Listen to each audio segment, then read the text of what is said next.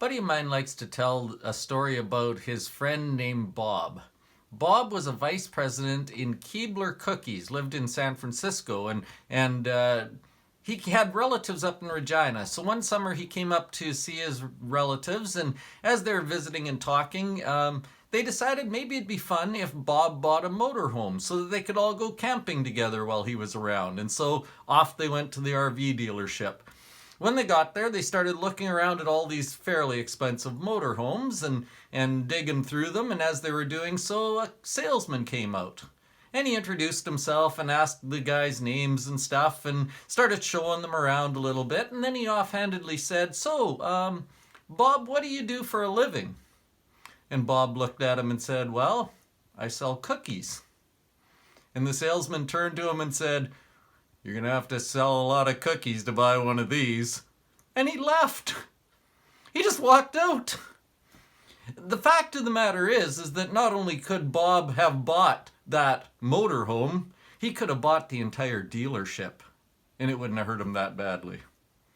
But the salesman made a mistake. The salesman didn't read what was going on. The salesman didn't know there was more to Bob than what there appeared to be.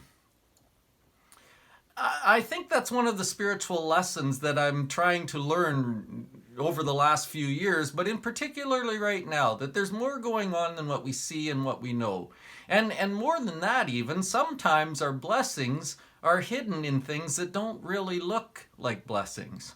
Sometimes things are not as they really appear to us at the time.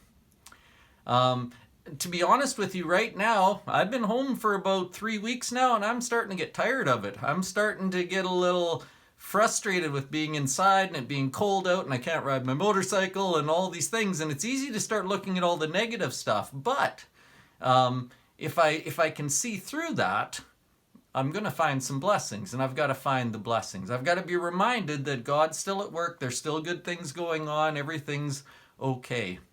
If you need that reminder today, one of the places you might want to go read is Psalm 46.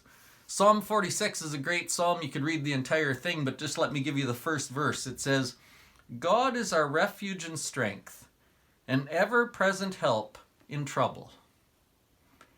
You might feel like you're in trouble. You might feel like things are falling apart. You might feel a little depressed, but God hasn't left us. Things are okay. There's still blessings to be found. In fact, God might be doing his best work right now.